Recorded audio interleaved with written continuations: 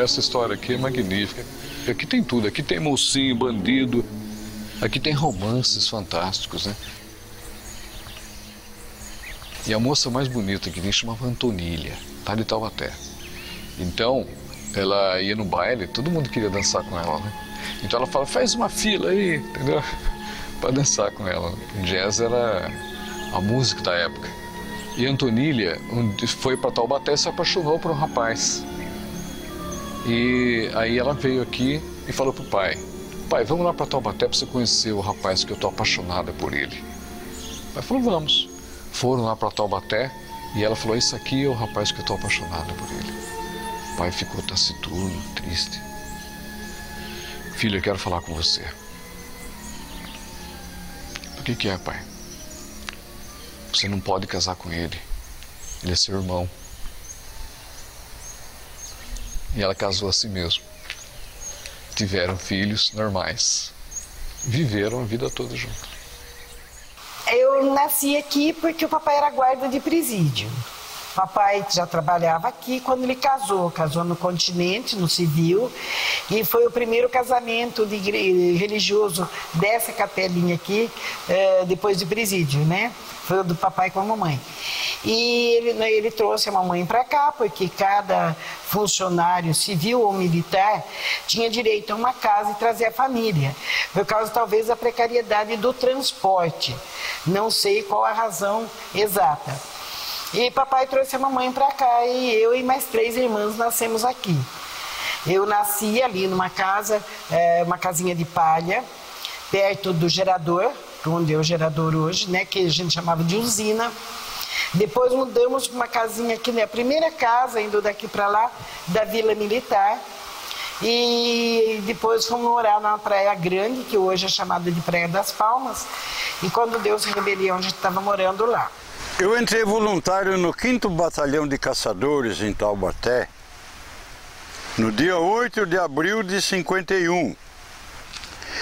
Em outubro de 51, não me lembro o dia, eu vim para cá, destacado, primeiro destacamento que eu peguei como soldado.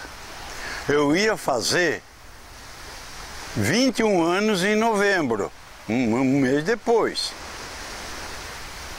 Hoje vou fazer, esse ano faço 82.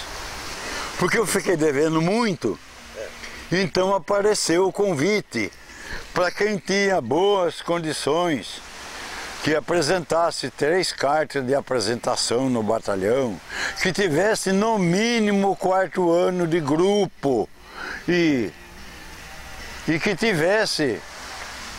não estivesse processado. E eu fui lá então em 8 de abril de 51.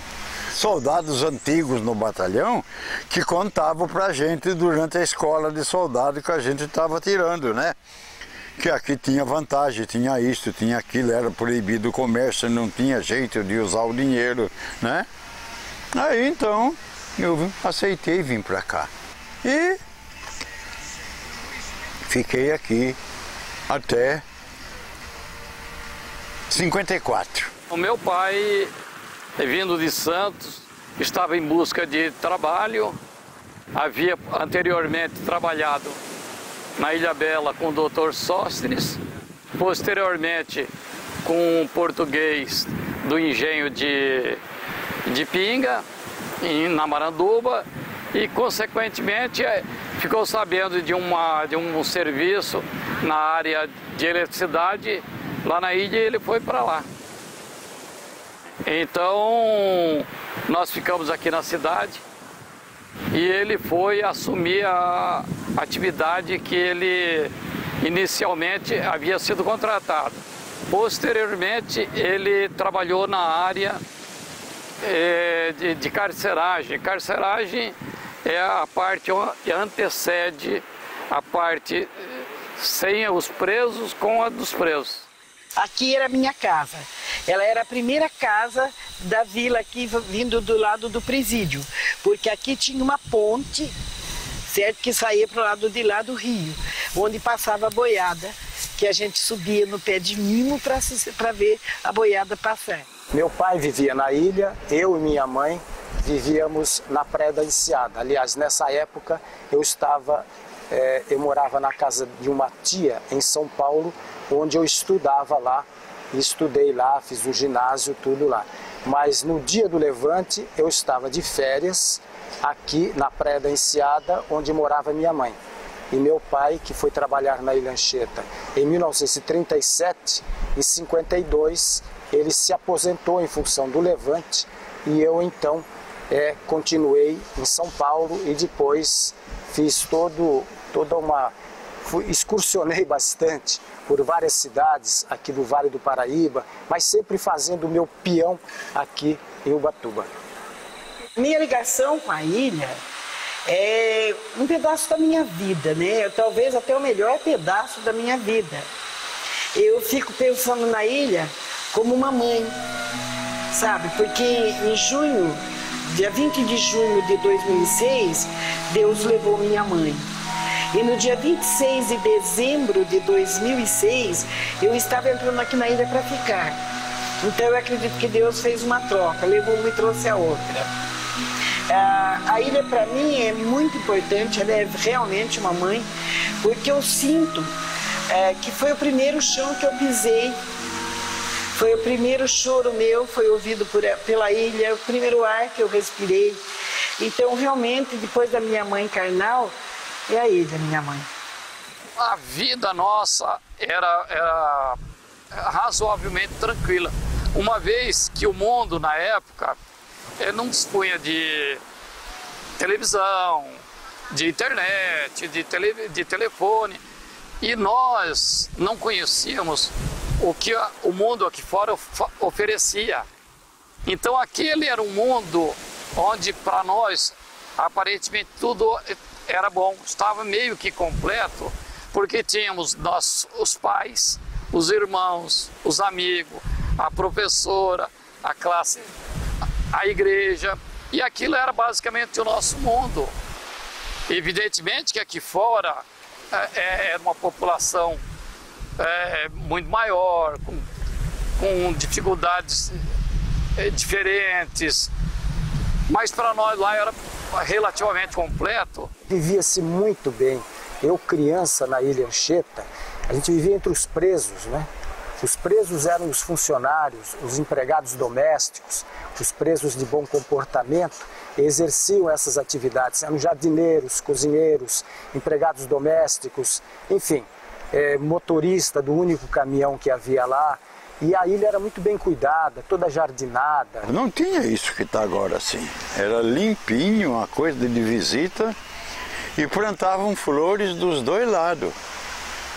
Aqui era a Avenida Leonor Mendes de Barros. Isto aqui, mas não é essa trilhazinha, vinha até aqui. E existia a banda de música dos presos, existia o campeonato de futebol dos presos, existia uma horta muito grande, enfim, existia uma vida, aquilo era muito bonito, né? Apesar do isolamento, mas naquela época eu criança eu não tinha muita ideia do que seria um isolamento, mesmo porque com 19 dias eu fui para lá. Para mim, lugar que tinha gente morando tinha que ter um presídio. Porque o pai tinha que trabalhar no presídio para poder sustentar a família. E quando as minhas amiguinhas diziam que não, que o pai delas não trabalhava no presídio, eu achava horrível. Mas como não trabalha no presídio? Como é que seu pai compra comida para vocês? Porque na minha concepção de povoado era um presídio. O mundo inteiro, para mim, era assim, um presídio. E todo mundo morando em volta e trabalhando no presídio. Não existia outra fonte de renda, era só presídio. Sabe? Era isso que eu achava e demorei para me acostumar a dizer assim, vendo o papai falar, nossa, tem que pagar água, tem que pagar luz, tem que pagar o imposto. Eu dizia, mãe, a gente paga essas coisas, pai, porque aqui era tudo de graça. A água grátis, a luz grátis, a casa de graça, a gente cismava assim. Aí a casa está pequena, o outro lá dizia, eu vou morar em tal casa, então combinava e mudava, cada um para um lado. Sabe, saía de uma casa, entrava na outra, saía de uma casa, entrava na outra. Então, para mim, esse negócio de aluguel, de comprar terreno, era uma coisa absurda. Onde se viu comprar terra, sabe? Era a coisa mais idiota, porque aqui era assim, né? Era tudo grátis. Aqui a gente tinha assim, isso aqui é o maná dos deuses. A gente não tinha nem que se queixar.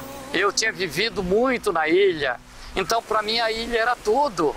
Então eu não consigo apagar o que era a ilha. Embora a gente entenda com todas as vantagens, com tudo que o mundo nos oferece, hoje com a continuidade de família, de amigos, da vida, mas ainda a gente guarda num canto muito grande essa nossa querida ilha. Um dia o papai foi com a mamãe fazer a compra do mês lá na Enseada, e nós morávamos nessa casa aqui. E nós ficamos com a tia Júlia, que era a nossa babá, ajudava a mamãe, né? E daí quando o papai voltou, ele trouxe um embrulho e falou assim, trouxe um presente para vocês. Meu pai era muito dos filhos, né? Aí pegou, tirou lá tudo e ligou na parede. Eu nunca tinha ouvido rádio na minha vida. Foi o primeiro rádio que eu vi. Ligou na parede e tudo, e ligou, e o rádio, na hora que ele ligou, tava aquele comercial assim, Terezinha era magrinha, tomou Todd e engordou, blim blom, blim blom, o meu Todd eu vou tomar, eu nunca mais esqueci, sabe? E a minha irmã, a mais velha que eu, entre eu e a mais velha, ela dizia assim, vamos abrir a caixinha do papai para ver, deve ter um homem pequenininho lá dentro. Porque a gente via a voz e achava que os hominhos estavam lá dentro, e era tudo pequenininho, né? O papai olhou para ela, nem pensar em tocar aí, porque vocês morrem eletrocutados. Foi muito divertido, foi a primeira coisa que eu ouvi, eletrônico, entendeu? Foi esse som do rádio, no comercial do Todd, muito bacana. Crianças felizes porque talvez não conhecesse a extensão do mundo, mas que para eles o mundo era a Ilha Anchieta. A Ilha Anchieta, a ilha querida, que ali estava o pai, estava a mãe, estava o irmão, estava o amigo, estava o colega. Quando eu chego no Pier do Saco da Ribeira, eu sou a mulher idosa de 66 anos.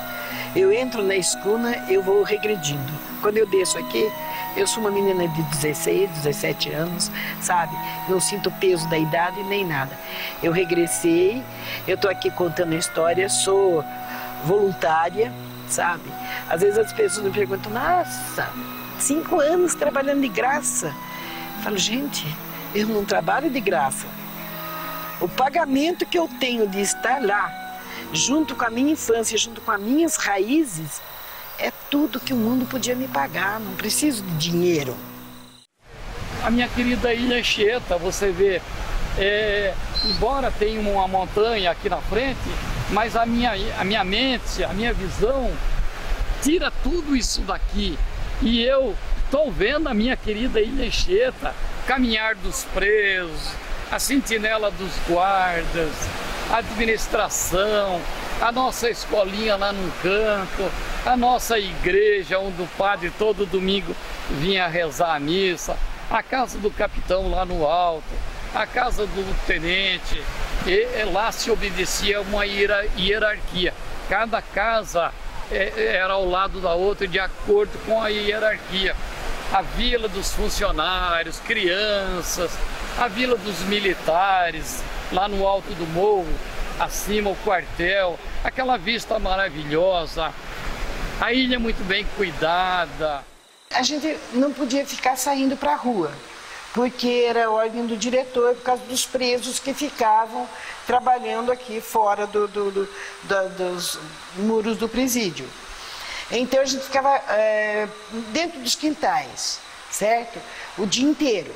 Na hora de vir para a escola, um adulto levava uma turminha grande, ou então vinha já uma criança maior que ia com os menores para a escola. E voltava, porque daí não tinha como não passar pelos presos.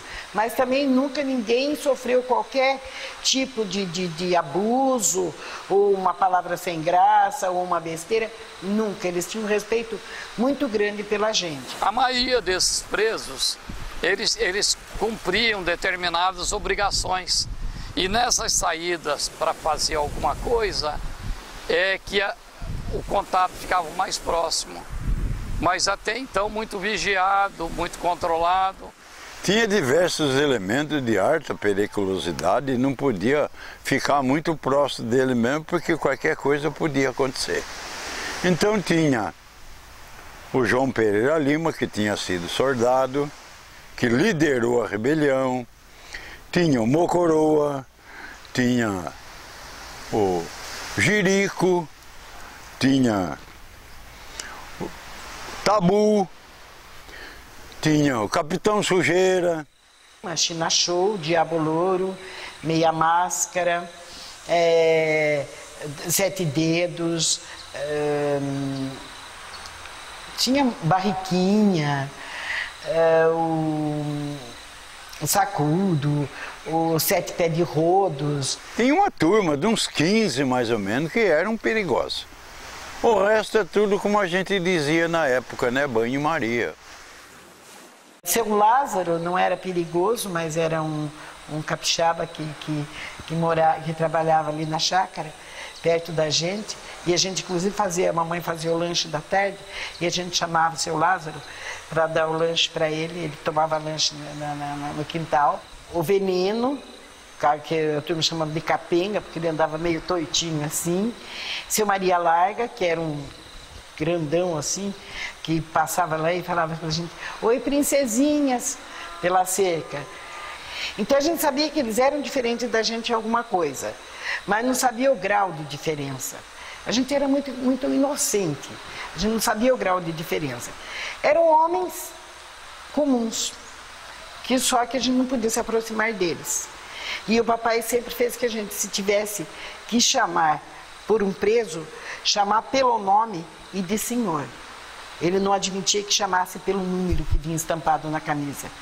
Ele dizia que eram pessoas como nós e que a gente tinha que respeitá-los. A mamãe preparava o nosso lanche e punha numa bandeja um pão com manteiga, uma caneca de café com leite, e a gente ia assim na ponta do quintal e chamava o preso para vir pegar a bandeja. Seu Lázaro, então, sentava ali perto do nosso quintal, assim, com as pernas, punha a bandeja no colo e ficava falando da terra dele pra gente. Contava historinha, a gente ficava tudo em volta. Lógico que sob a supervisão do papai e com a mamãe, que eles nunca, tiravam os olhos de cima da gente. E daí um dia, eu não sei por que razão, seu Lázaro não foi. Quem era um outro preso no lugar dele. Então o papai já avisou: a hora de vocês levarem o lanche, o preso que vai vir chama Benjamin. E daí nós começamos Benjamin, né? Para não chamar pelo número, né? Aí quando chegou na hora de levar o lanche, a minha irmã mais abaixo de mim, acima de mim e abaixo da mais velha, fala assim: Edneia, eu não vou chamar o homem. A Edneia falou: por quê? Falou: porque Benjamin, se ele pensar que a gente está chamando ele para beijar a gente. A Edneia falou assim: mas ele não vai beijar, o papai vai brigar com ele. Ela dizia: não sei, o papai não está vendo. Aí comecei: chama você então. A Edneia: não, eu não vou chamar. Preto, chama você. Eu falei: se vocês não querem chamar, só porque eu sou menor, não vou chamar não. E ficou uma briga, nós com o café na mão ali, né? O café esfriando. E o preso não está nem aí, não está sabendo. Daí a Edneia, essa minha irmã, olhou para um lado, olhou para o outro, não viu a mamãe. Seu 28, digamos que era 28. Seu 28, seu Benjamin estava lá no meio da plantação, ele veio, né, atender, a primeira vez que ele estava indo para cuidar da plantação lá dentro. A mamãe mandou entregar esse café para o senhor. Ele sentou, tomou café, entregou a bandeja, nós entramos, levamos uma puta de uma surra. Às 3, por chamar o preso pelo número. Daí, quando chegava às 4 horas, mais ou menos, os presos eram recolhidos. Daí a ilha era nossa. Daí era onde a gente fugia, corria pela vizinhança, ia brincar na rua, brincar de pega-pega, enfim, fazia tudo que não podia fazer durante o dia. Se imagina assim, passarinhos numa gaiola. E de repente se abre a gaiola assim e sai tudo de uma vez. Então eu já imaginou a bagunça que era, né? Tinha uns buracões grandes ali na Restinga, que os presos abriam para enterrar o lixo. E antes de enterrar o lixo, se abriam 2, 3 buracos de reserva, e a gente ia pular lá, brincar de coisa, de pular, de pega-pega. Íamos lá para o Bananal, roubar banana madura, praia, muita praia, o papai ia pescar e levava a família inteira, Sabe, a mamãe levava lanche, a gente passava o dia na costeira, quando o papai estava de folga.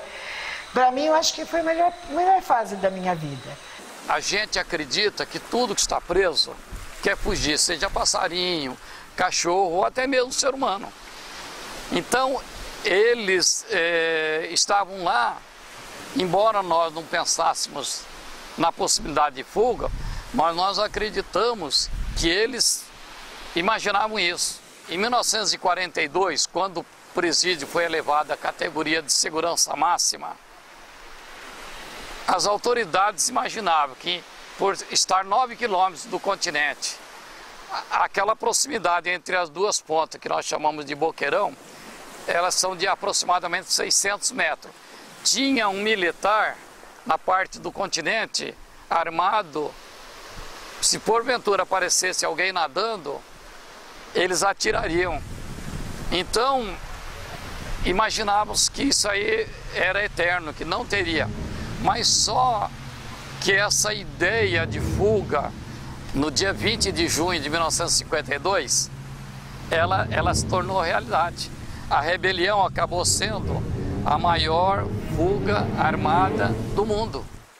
Durante a rebelião ele estava lá.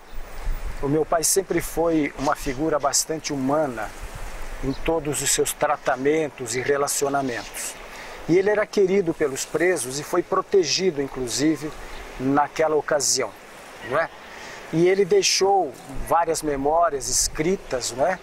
Que até hoje estão ainda não publicadas, né? E então ele me contava e disse, enfim, nós tínhamos muitas histórias contadas por ele. E ele é uma pessoa que se posicionava muito a favor dos presos nos momentos em que os presos eram maltratados, e isso acontecia mesmo, né? E inclusive esse levante deveu-se, em grande parte, aos maus tratos que às vezes eles costumavam receber. Antes da fuga, eu já tinha experimentado uma das torturas terríveis que eles praticavam naquele presídio. Pois trago o braço esquerdo quebrado em 3 partes. Trago sinais nas unhas da mão esquerda. A unha do indicador foi arrancada com alicate em carne viva. 5 unhas que trago sinais bem claros que enfiaram estiletes e ferpas de bambu no vão das unhas. E o presídio, que foi criado para receber presos não de alta periculosidade, depois de um certo tempo passou a receber bandidos, presos de alta periculosidade. E a partir daí também isso favoreceu favoreceu ao levante, favoreceu a que o levante viesse a se concretizar em 1952. A ilha, ela passou por processos diferentes para chegar ao estágio em que ela acabou ganhando com a extensão de periculosidade. Houve uma época em que a ilha foi considerada como um ambiente muito bom, porque havia sido programado para que houvesse a rebelião. E para que isso acontecesse, havia necessidade de uma boa conduta dos presos. Então, o ambiente era bastante razoável. O preso, por nome de Portuga, juntamente com alguns, imagina-se, começaram a planejar. E ele foi passando ideias, quase que em forma de ordem, para que alguém obedecesse da forma que ele queria. E isso levou mais ou menos 1 ano. Quando ele montou a rebelião, falava para os chefes das facções para se comportarem da melhor maneira possível. Porque eles perceberam que, de acordo com a ordem do comandante anterior, o tenente comandante da guarda aqui, não podia se aproximar do destacamento lá em cima, onde ficava o arsenal, né? A reserva de armas, o quartel e tal, a vila militar. Então eles tinham umas áreas proibidas aqui de frequentar. Só que como o tenente foi recolhido e mandaram esse tenente de relações públicas para cá, o Portuga se aproveitou disso, pediu que todos se comportassem da melhor maneira possível. Uma coisa que o Portuga fez logo de imediato foi chegar no diretor, pedir uma audiência com o diretor e falar para ele: seu diretor, eu estou percebendo uns olhares estranhos do meu lado. Eu estou achando que estão querendo me matar. Então eu vim pedir para o senhor encarecidamente que à noite o senhor me recolha nas celas isoladas que tem aqui no canto do presídio, 15 celas individuais, onde recolhia jurados de morte, para evitar que eles fossem executados pelos próprios companheiros. E o diretor chamou o assistente penal e falou para ele: a partir de hoje, vocês vão recolher o Portuga à noite, na cela isolada. O Portuga passou a ficar isolado. Lá isolado, ele tinha o tempo que ele queria para planejar a rebelião. Tinha um preso efeminado aqui chamado Aristides, conhecido como Mão Francesa. Ele era o barbeiro aqui dos funcionários. Era um grande assassino, né? Ele perigosíssimo, mas educado, delicadíssimo e tal. Então ele era o barbeiro aqui. Ele falou: Mão, você vai se virar, vai dar um jeito de você tornar-se barbeiro lá no Morro do Papagaio, no quartel. 3 meses depois, Mão Francesa era barbeiro lá em cima. Lá ele fez um croquis, e onde era a sala de armas, onde era a sala de rádio, onde é que dormiam os policiais solteiros, e onde é que era a sala do comando. E passou esse croquis para o Portuga aqui, na hora do almoço. Nessa época também, veio para cá um ex-sargento da Força Pública. Esse sargento tinha uma namorada na Boca do Lixo, na rua Brigadeiro Tobias, numa boate, que ele levava essa namorada dele para dançar e de madrugada ele ia lá buscar a namorada. Uma noite, lá pela madrugada, ele chegou lá, a namorada dele estava sendo papeada por um sargento da aeronáutica. Ele falou: companheiro, tem tanta menina aí, bonita e tal, essa aqui já tem dona, é minha, então pega outra menina para você. Aí o sargento da aeronáutica falou para ele: não, mas eu tô afim dessa aí mesmo. Mas eu tô dizendo para você que ela é minha. Então tem outras, pegue outras. Falou: não, mas as outras eu não tô interessado, eu quero essa aí mesmo. Essa é minha, eu sei, mas eu quero ela. Mas não vai querer mais, sabe por quê? 2 tiros no peito, cara. Pum, pum. Matou o cara ali no frente de todo mundo. E foi expulso da Força Pública por isso. Acabou a carreira dele também. Esse Pereira Lima, ele ganhou praticamente o mais alto grau de prestígio, se é que podemos usar essa palavra, no meio criminal. Esse preso colocou aquele plano e ele atingiu um ponto tão grande que vieram pessoas e fizeram um filme contando a vida dele.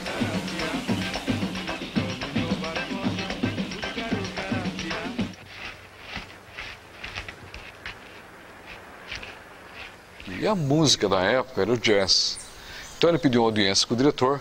Falou: seu diretor, o senhor está vendo que o presídio está uma maravilha. O senhor está conseguindo levar esse presídio aqui de segurança máxima da melhor forma possível, né? Pela sua capacidade e tal. Então, eu pedi para o senhor comprar uns instrumentos para a gente montar uma banda de jazz. O senhor vai ver como vai ficar um espetáculo aqui. E o diretor comprou os instrumentos, foi criado o Jazz Band. O Jazz Band, no final da semana, ele dava um concerto ali para os presos, aqui dentro, lá fora. E aí, os policiais, vendo que os presos estavam muito educados e camaradas, começaram a levar preso para casa, para trabalhar em pequeno serviço, como consertar a bica d'água, tratar dos animais. Resultado, isso foi criando uma camaradagem mais forte a cada dia. O Portuga percebeu também que o diretor do presídio era um capitão da reserva do Exército. Outro erro. O Exército é uma organização militar, assim como a Marinha e a Aeronáutica. A Polícia Militar também, mas são de funções diferentes. A nossa aproximação de policiais com os funcionários do presídio, que era 51 funcionários, e nós 74 policiais, não era boa. Porque eles pertenciam para a Secretaria da Justiça. E nós pertencíamos à Secretaria de Segurança Pública. A Secretaria da Justiça não dava nada para eles, mas a Segurança Pública dava coisas para nós.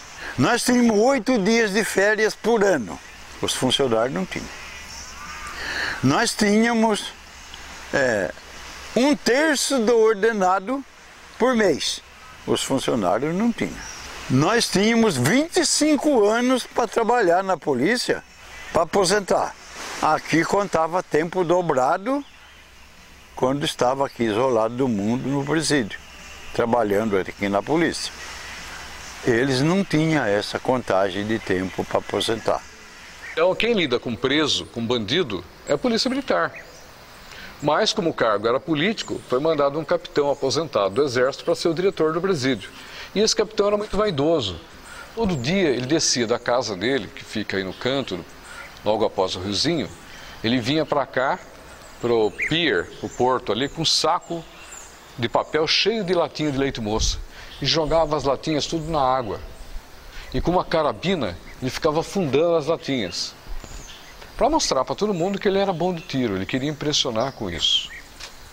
O Portuga chamou o Leitão, que era um preso que varria na frente do presídio. Falou: Leitão, a partir de amanhã, quando o diretor for atirar as latinhas lá na água, você vai aplaudi-lo. Então, no dia seguinte, desceu o diretor, o saco de latinha, e o Leitão já foi varrendo para perto do pier.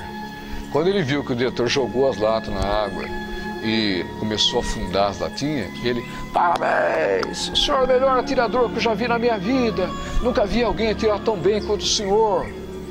E o diretor, ficando 3 meses depois,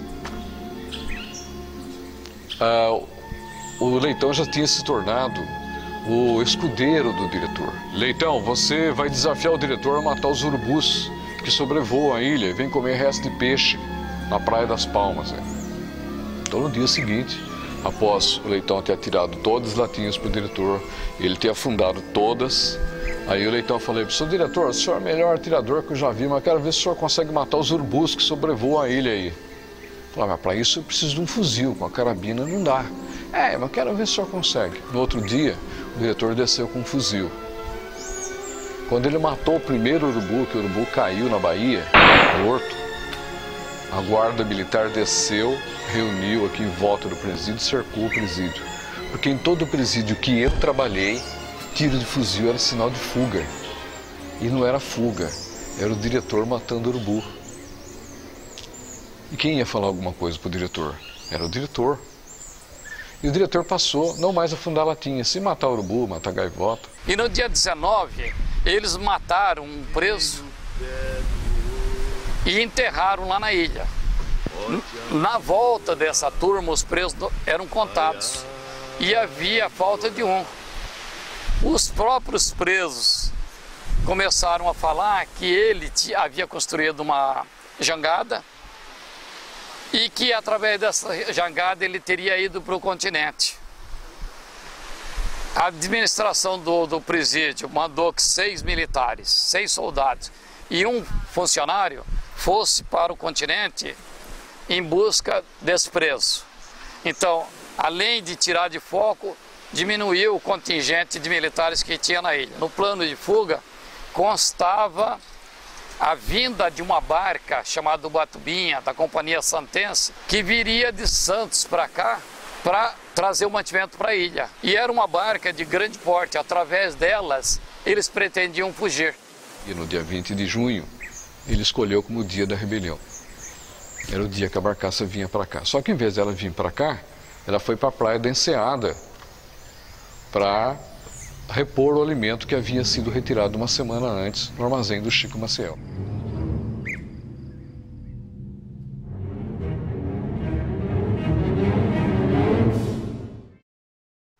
Na saída aqui dos presos para ir na mata buscar lenha, o cabo Walter me disse lá, quando eu estava na hora lá minha de sentinela, que ele contou para a saída dos presos para ir cortar lenha e trazer lenha para o presídio, ele contou em coluna por 2, ele contou até 117.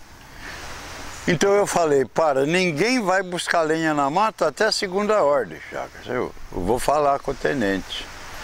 Chegou na casa do tenente e contou para o tenente. Eu contei 117 presos para ir buscar lenha, com 3 soldados armados de fuzil e 2 funcionários.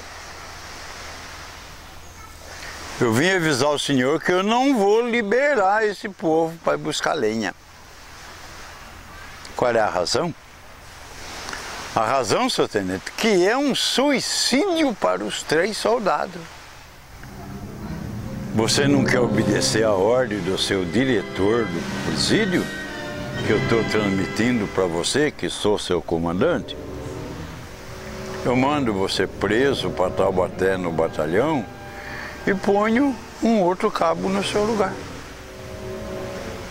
Quando ele falou que me mandava eu preso para Taubaté, eu desisti.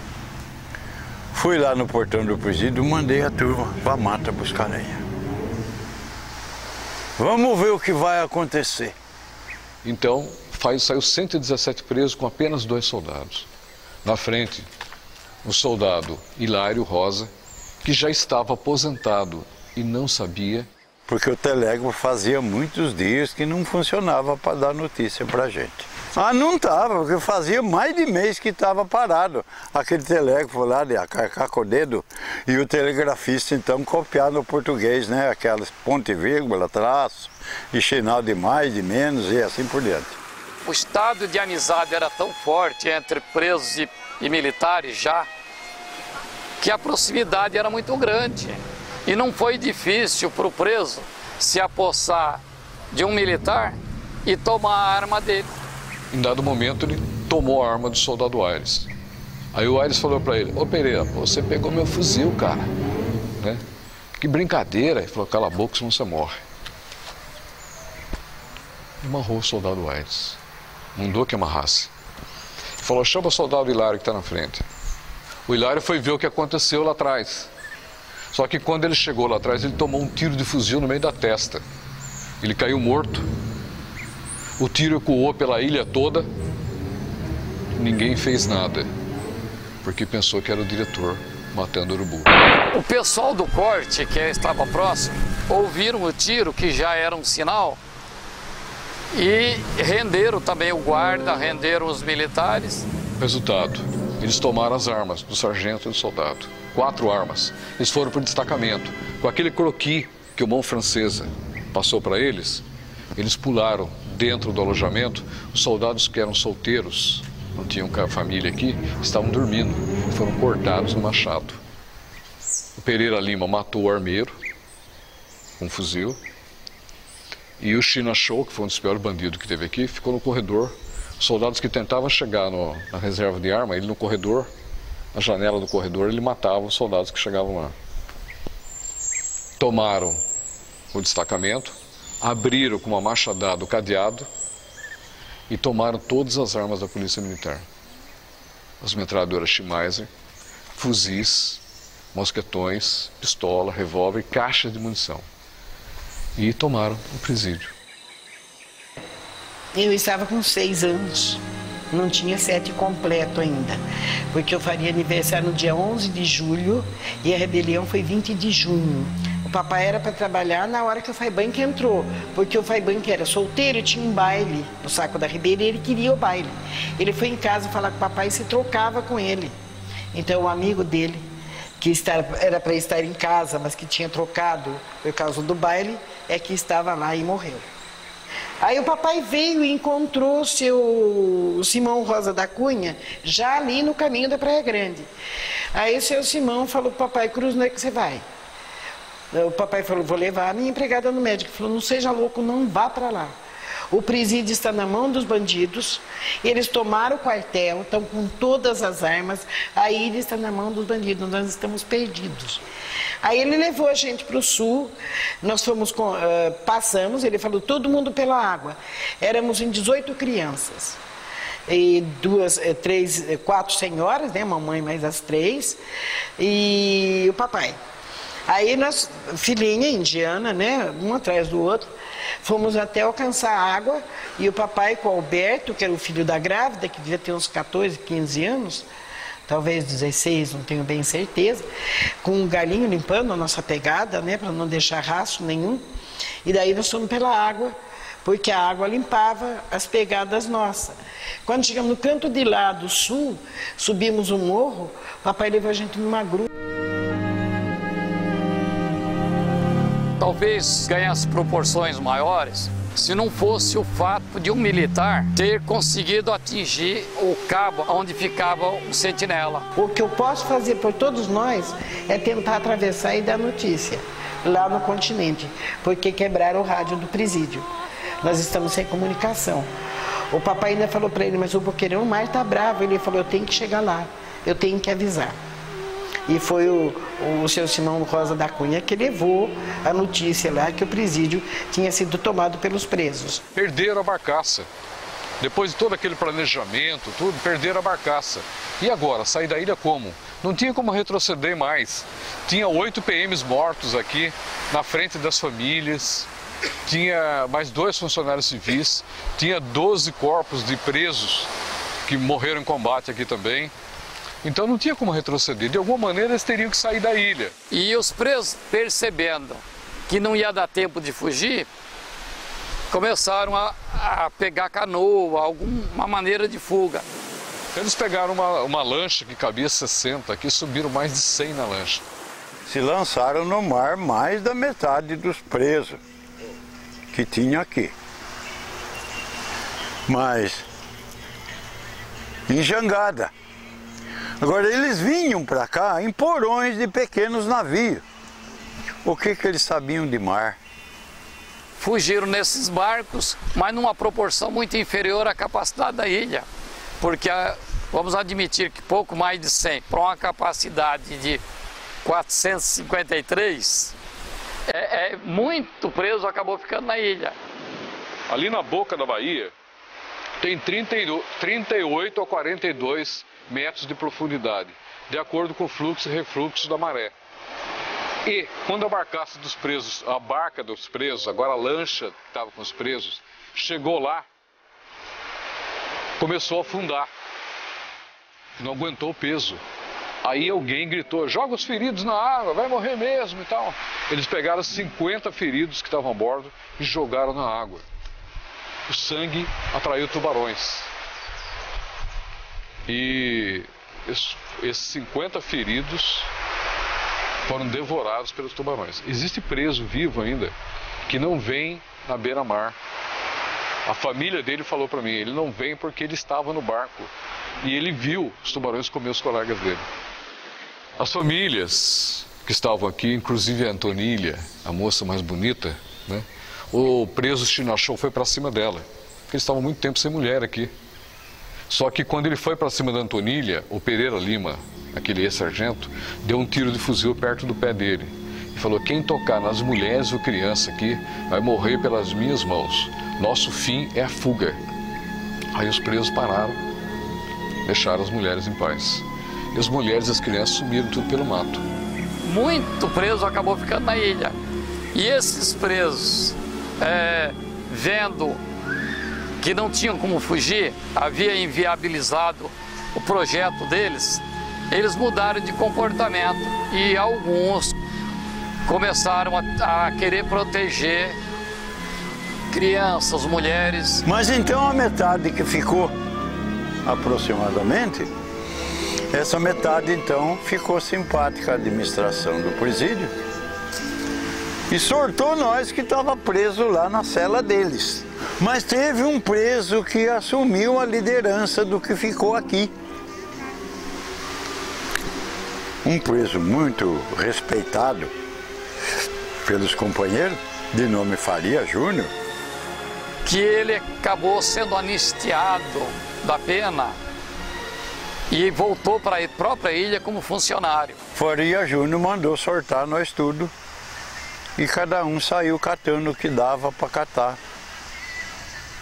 Funcionário morto, polícia morto, funcionário ferido, enfim, trazer tudo, trazer para a enfermaria ou então trazer para o 8º pavilhão onde eles iam ficar.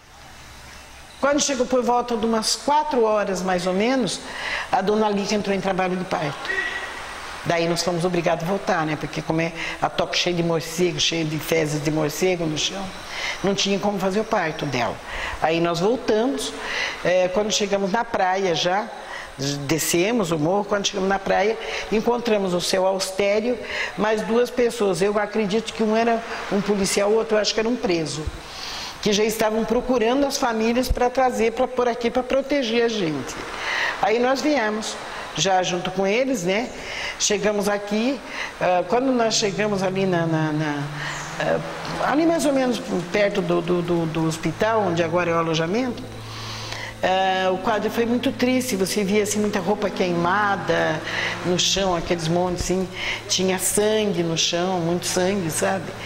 E a gente foi passando, depois subimos a escadinha ali, tinha sangue na escada, sabe? A gente estava acostumado só a ver sanguinho de corte de dedo, de repente muito sangue. E daí a professora Mercedes veio de encontro com a mamãe e falou: Dona Rita, a dona Isaltina não vai ficar no pavilhão com vocês, porque o diretor, o seu Sadi, deixou um pavilhão só para as viúvas. Foi daí que ela ouviu viúvas, incluindo o nome dela, que ela descobriu que o marido dela estava morto. Foi um quadro assim, muito chocante, foi um quadro dantesco, gente. Ela chorava, ela gritava, porque estava todo mundo nervoso, todo mundo, quando ela tinha certeza que o marido dela estava vivo. E de repente ela vê assim a notícia: ela é viúva. As crianças dela choravam que queria o pai, e ela desesperada. Foi uma coisa que muito doida. Ali nós fomos levados para os nossos pavilhões. Aí depois veio os presos que ficaram a favor, ajudando lá, fizeram comida, mamadeira, leite para os pequenos.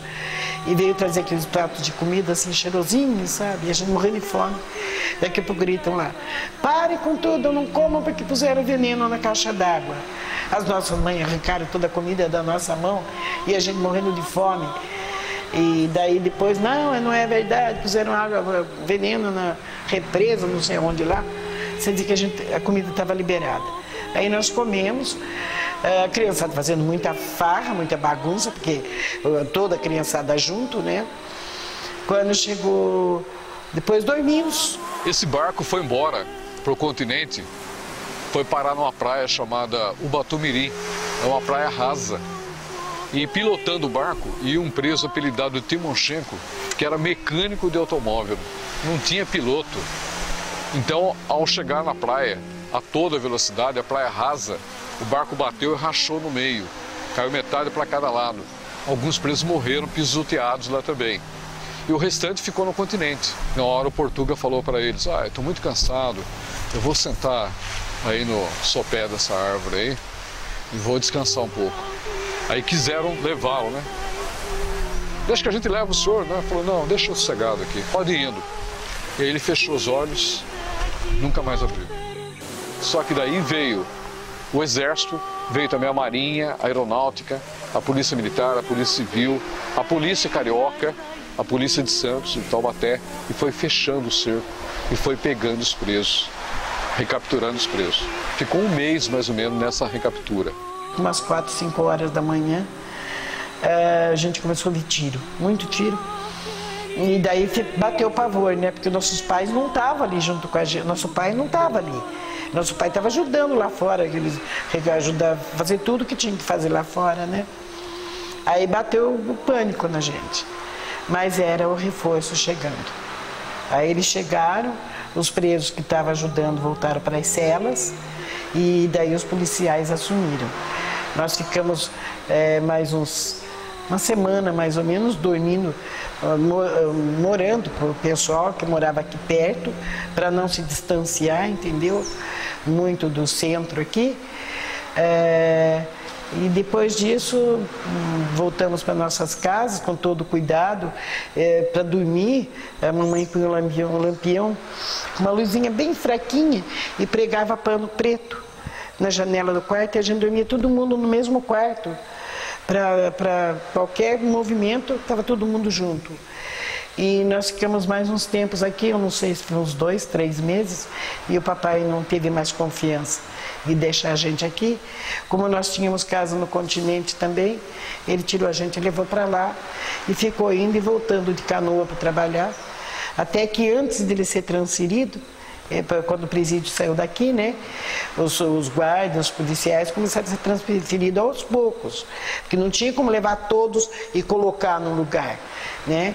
Então eles foram sendo transferidos aos poucos, e nessa espera do papai ser transferido, o papai aposentou. E daí eu voltei agora em 2006 como voluntária, sou monitor histórico-cultural e amo a minha ilha. E estou aqui. Tudo isso há quase 60 anos atrás, porque no dia 20 de junho agora nós vamos completar 60 anos. E a proporção foi tão grandiosa que até hoje ela ostenta ainda como uma rebelião de maior proporção no nosso país. Eu saí da ilha com quase 15 anos. Eu vim para o continente um pouco antes, fui fazer meu 4º ano e voltei para a ilha. Fiquei na ilha até 1956 para 57, quando eu fui para o continente. Fiquei 3 anos internado num colégio, porque aqui em Ubatuba só tinha até o 4º ano, e depois é que veio a admissão. Quem queria estudar, ou havia necessidade, teria que ir fora daqui. A escolaridade na nossa região era muito pequena, muito baixa. E hoje nós temos 180 famílias, que a gente chama de filhos da ilha. Então, policiais, famílias de policiais, família de funcionários e 3 famílias de presos. Inclusive a família do Portuga, do mentor da rebelião, que vem comigo aqui na ilha, nos nossos encontros anuais de junho e agosto. E hoje, quando eu volto lá, eu me lembro de cada canto, de cada pedaço, do que meu pai me falava, em cada lugar, da casa onde eu morei, ou das casas onde eu morei, que foram 2, né? Isso me traz muita recordação, muita saudade, e inclusive dos meus pais, e de presos mesmo, que eu conheci, e que conviviam com a gente dentro de casa, de uma forma muito gostosa, muito bonita, muito agradável, né? E eu não sabia que vivia uma aventura tão grande, e vivia, criança, naquela época, uma grande aventura, que era viver num presídio, dentro de uma ilha, que é um paraíso hoje, né? Sempre foi e hoje continua sendo. E hoje preservada, né? Porque é considerado um santuário ecológico, felizmente, o que mantém toda a sua beleza intacta. Obrigado pela atenção. 9 horas. Apagam-se as luzes do presídio. Mais uma esperança perdida na insipidez de um dia estiolado que se foi para o além, como tantos outros se foram, desde que me destinaram a esta vida amargurada de encarcerado. Mais um período de lágrimas para minha grande desventura. A noite tenebrosa dos fantasmas, a escuridão da lei, privando-me do luar perfumado e encantador de Vila Sônia adormecida. A corneta da sentinela, lá no portão longínquo do presídio, inicia o toque de silêncio, enquanto, sob o cáustico do pranto abrasador, prossigo meu destino.